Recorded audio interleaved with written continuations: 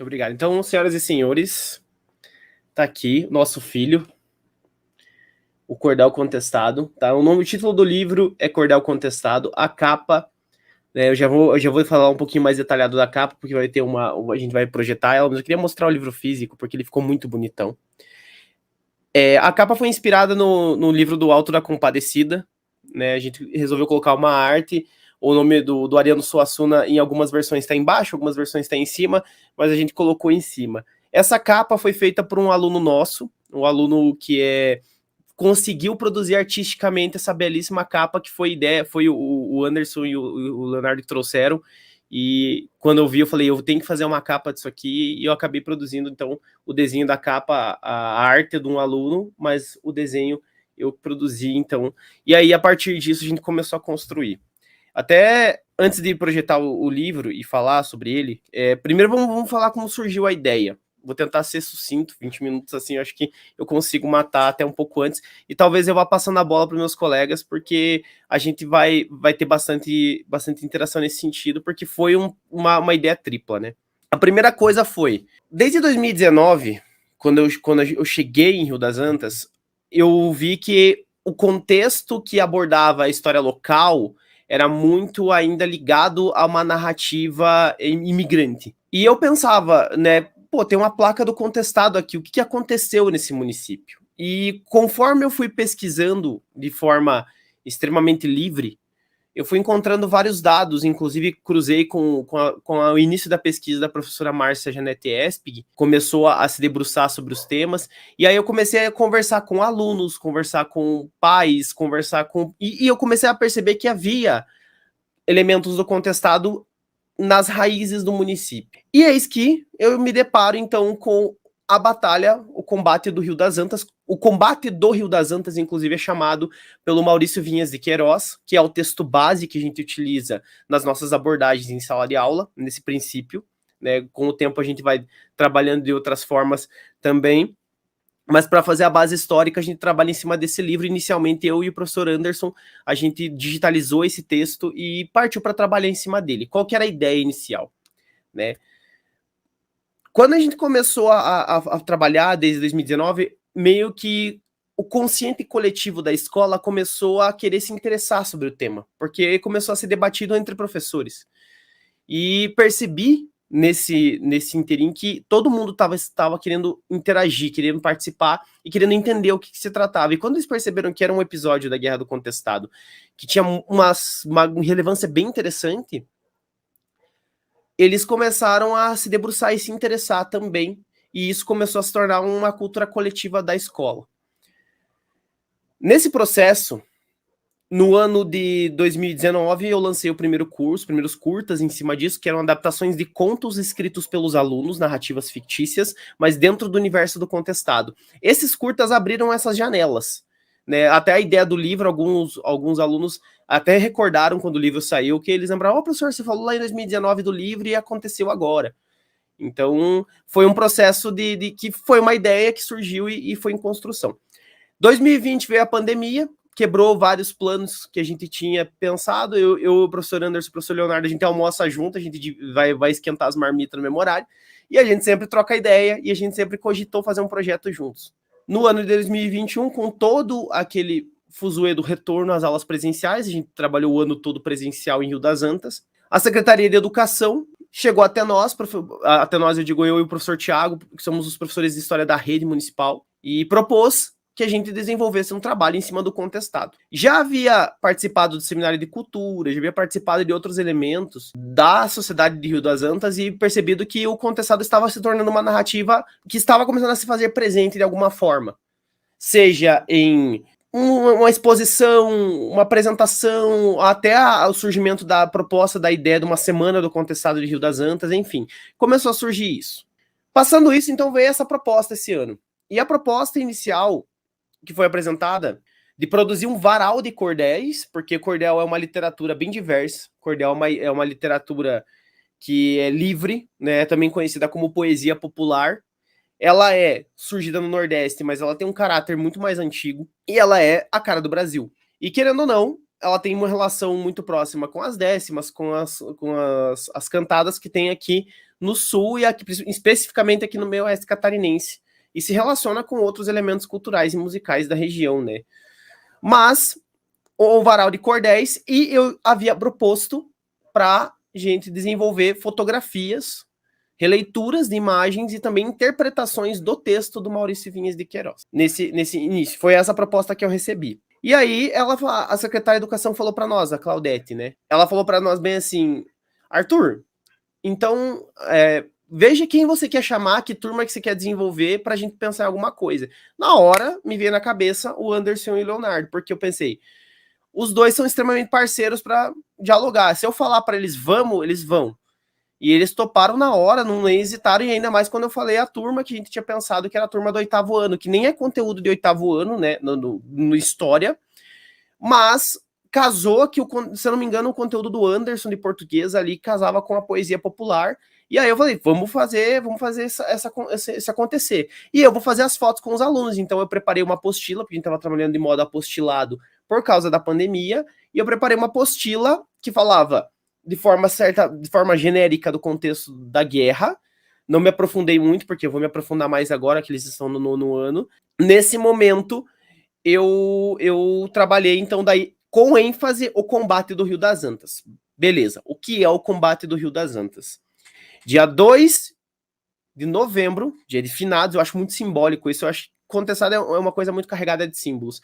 Mas dia 2 de novembro de 1914, aconteceu um dos poucos, se não o único, me corrijam se eu estiver errado, por favor, gente, porque, né, ainda me falta profundidade nesse sentido, mas aconteceu o embate entre imigrantes europeus e caboclos do contestado.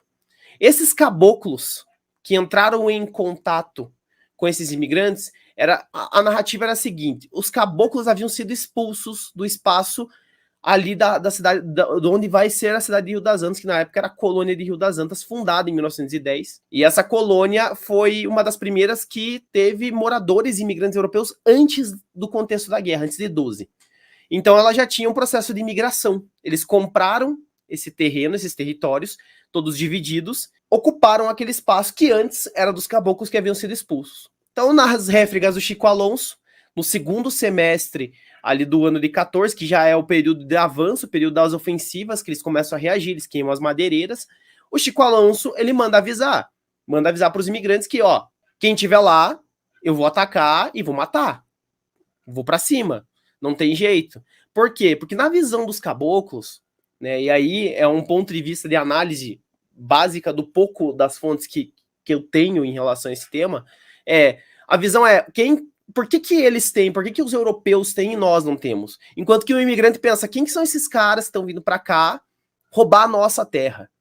E eu sempre falo, quando eu abordo esse tema em sala, eu sempre falo para eles, quem que tá certo? Os alunos ficam, os caboclos, os europeus. Eu falo, gente, todo mundo tem a sua razão, todo mundo tem o seu ponto de vista, cada um vai tá observando a sua maneira, mas o ponto principal é quem que causou isso?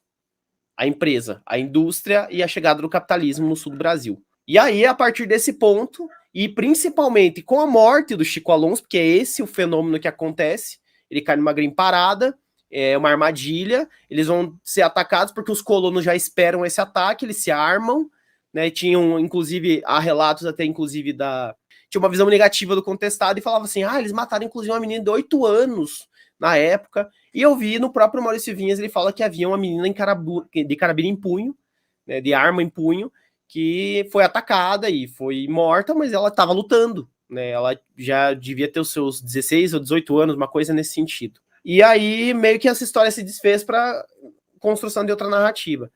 E aí, com a morte de Chico Alonso, quem estava naquele conflito era nada mais, nada menos do que Adeodato Ramos, que depois foi colocado como líder, principalmente porque havia ainda a rivalidade dos partidários do Elias com a Maria Rosa. Nesse contexto, para tentar manter a liderança, ele propõe para o Adeodato se tornar o líder. Então, esse conflito, e a base que a Márcia Espig aborda ele basicamente, o contexto da batalha é a ascensão de Adeodato, o último líder caboclo, o mais importante de todo o conflito. Então, a ocasião desse conflito, no contexto de microhistória, ele é pouco observado ainda.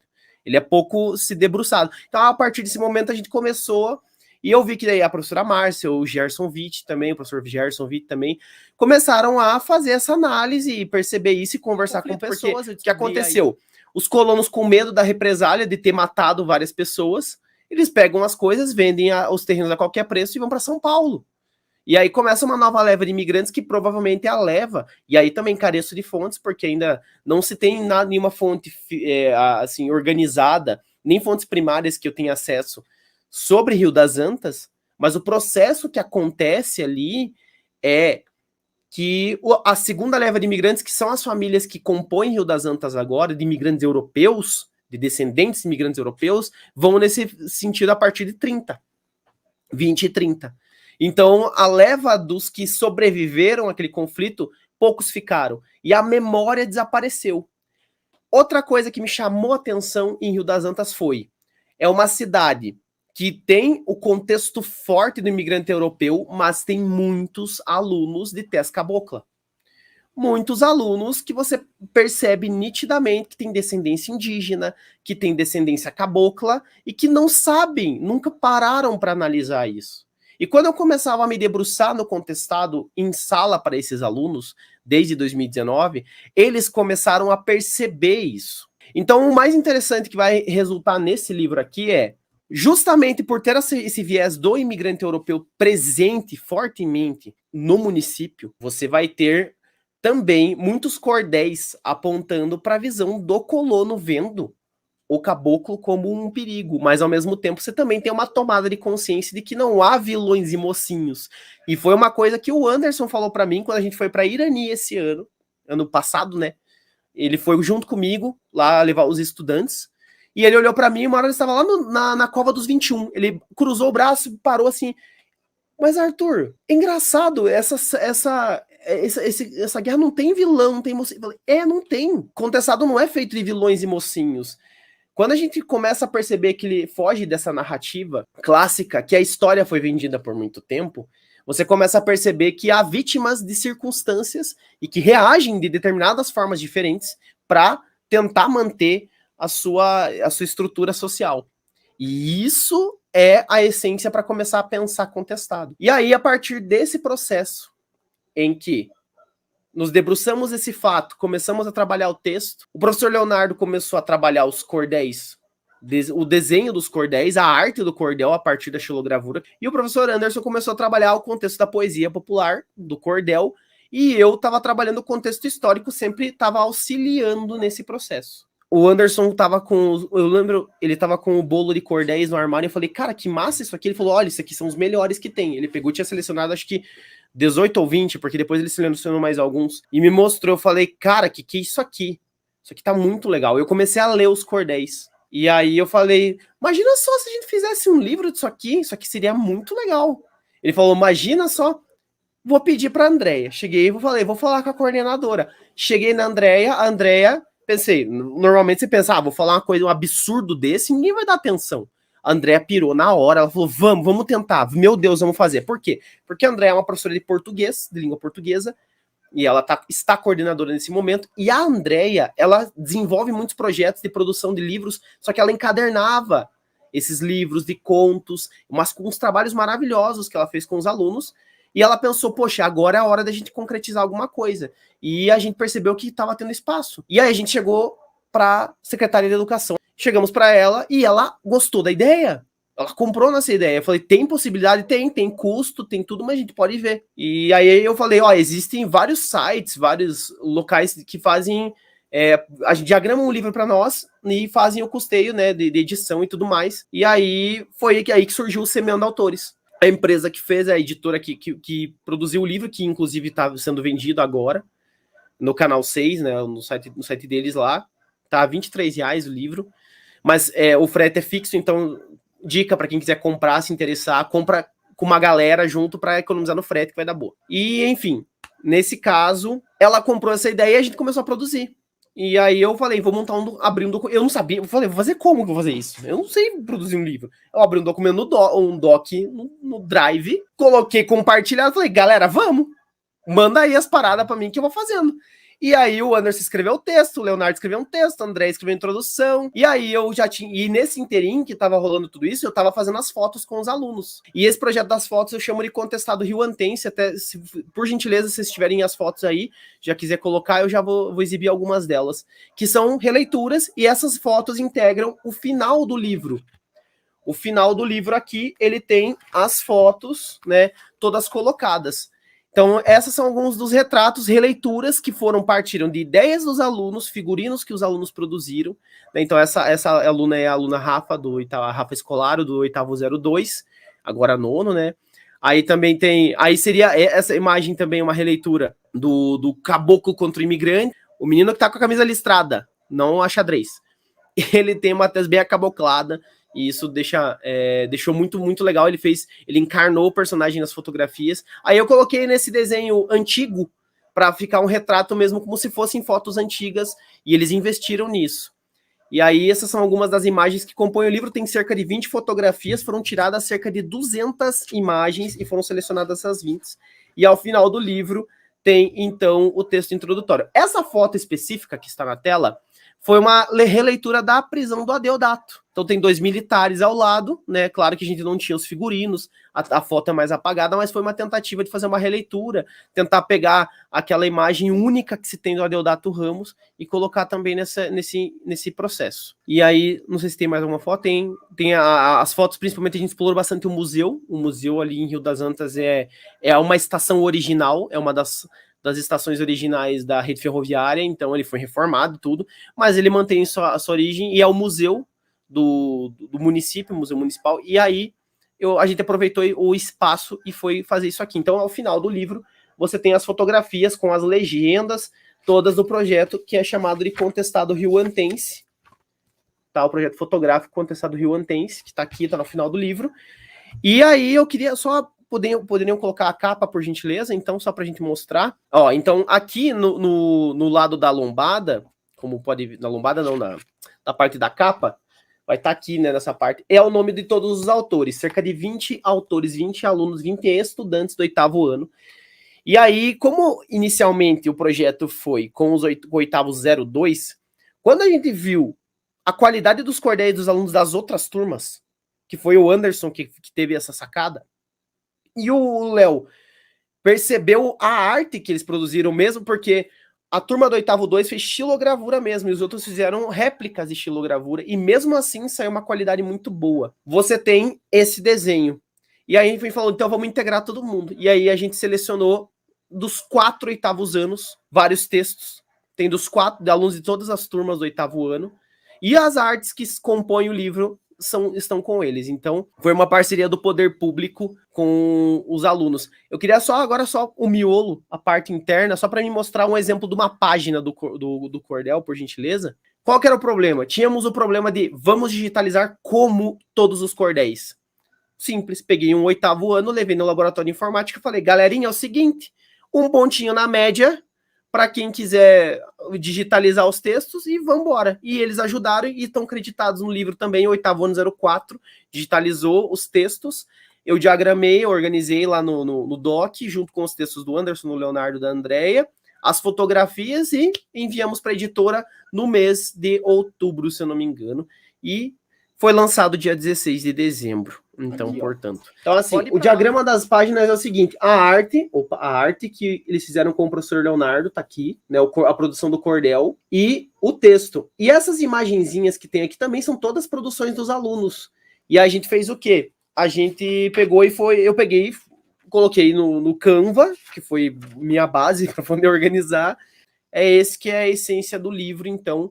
Ele é todo colocado dessa forma. Então ele deu cerca de 70, 80 páginas aí e acabou saindo esse trabalho maravilhoso. Então certo. O que acontece? As primeiras 6, 7 cordéis, e aí depois eu posso indicar o vídeo, a gente fez um vídeo do dia do lançamento, onde os alunos narram esses cordéis iniciais, eles seguem uma linha cronológica, vamos dizer assim. O primeiro é uma grande introdução, então assim, ó, o cordel como tá aqui na imagem, esse cordel, ele é a estrutura que a gente colocou e ele ficou nesse padrão, né? O mais legal é que a gente explicou para eles lá na editora, eles entenderam e conseguiram compreender aquele doc confuso que eu fiz e montar o livro, mas na verdade a diagramação, a organização, a ordem do livro, eu fui perguntando pros guri ali, fui falando com eles e eles foram, não, beleza, Arthur, manda ver. E eu fui fazendo. Então, a ordem dos cordéis iniciais do livro tem uma lógica, e depois ali do 7º em diante, eles são muito, muito na mesma linha da batalha. Então, aí eles já se divergem mais. Né? Então, a arte e o texto é do aluno que produziu na página, certo?